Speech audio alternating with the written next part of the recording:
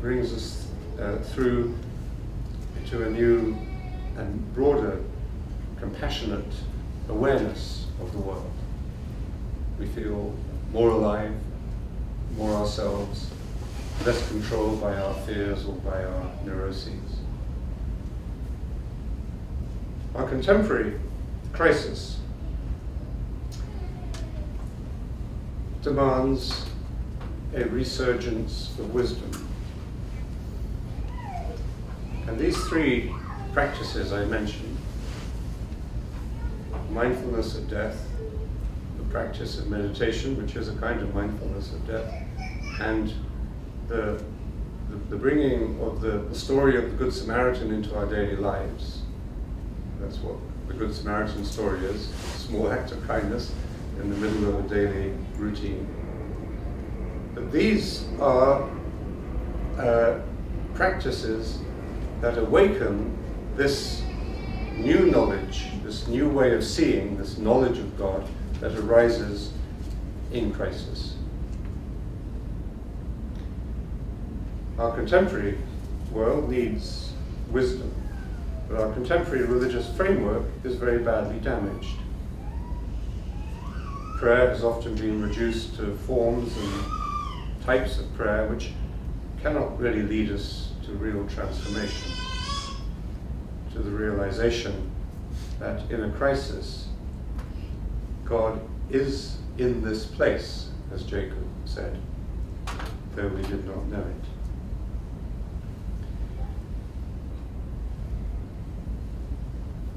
So a crisis generates this higher consciousness, this deeper knowledge that propels us from panic to peace. The growth is not that we are pretending or striving to be good or to be better, but that through self-acceptance and through stillness, humility and Hezekiah, we find that we are realizing these virtues despite ourselves. We're not pretending to be humble, but we are humility. We're not pretending to be patient, but we are patience. We're not pretending to be forgiving, or even trying to be forgiven, but we are forgiveness. A couple of days ago I went to see an old friend of mine who's 93 years old.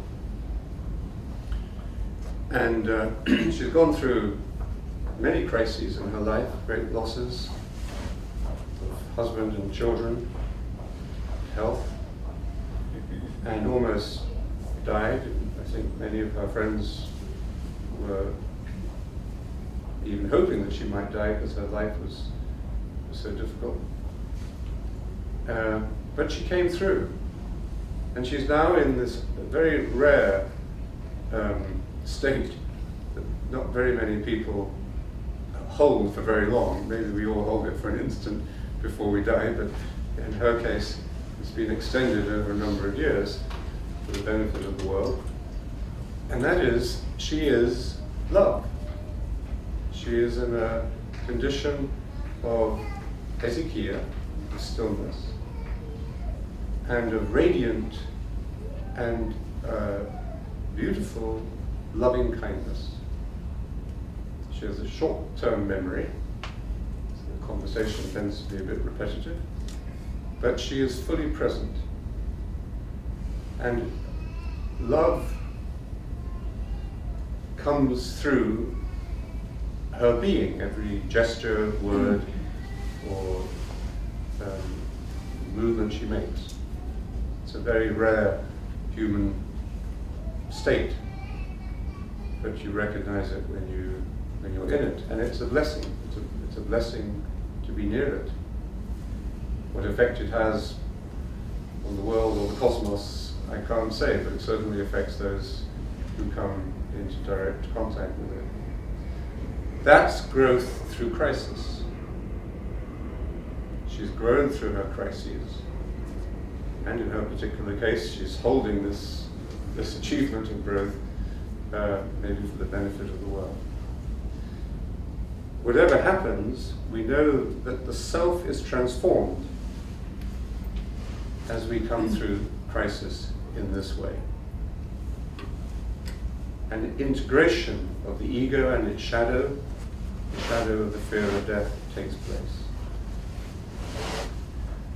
There isn't much time in our culture to stop,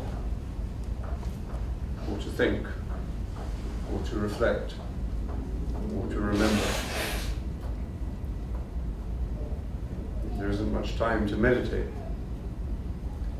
to allow a perspective and a proportion to affect the way we see the issues of our lives.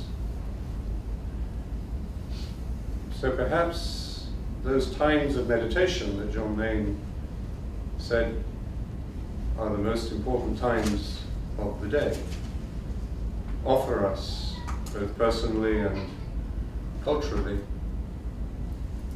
the very thing that we need.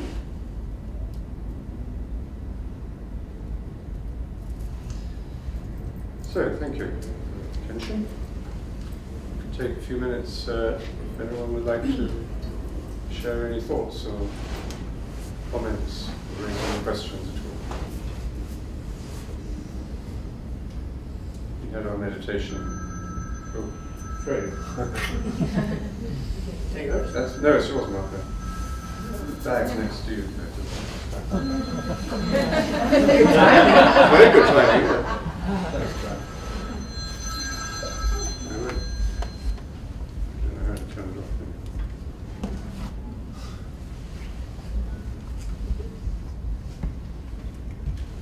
Okay, after that, move into reality.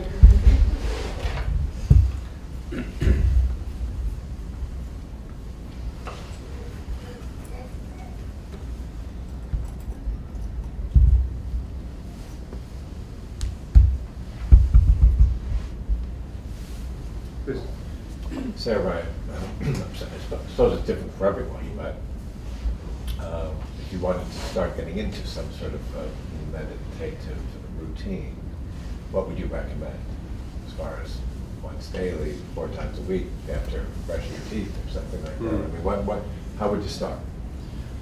Just start. I would start with aiming to meditate in the morning before the work of the day begins, and in the evening at some point after the end of the day's work. I think you obviously have to be flexible today, but that would be the goal, morning and evening. And set aside, to begin with, I would recommend, say, 20 minutes, and you gradually build that up to 30 minutes. But, so early morning, early evening, sit down, sit still, close your eyes, and say your word. This is the tradition that we teach. And don't evaluate your progress. You will see the fruits and the benefits in your daily life, in your relationships. But you will be aware of that from a different perspective, and from a new way of seeing, perhaps. Or other people may see it in you first. So I think that's what you do. And it's very helpful if you meditate with others from time to time. That's why the weekly groups started. That's why we started the Center at Georgetown on the campus here. It's very beneficial to your own daily practice to meditate with others on a regular basis. And I think just start, and you can, it's a learning process, of course. You learn a lot about yourself, you learn what simplicity means, and you also have the opportunity to learn a lot about a great tradition that you are meditating in.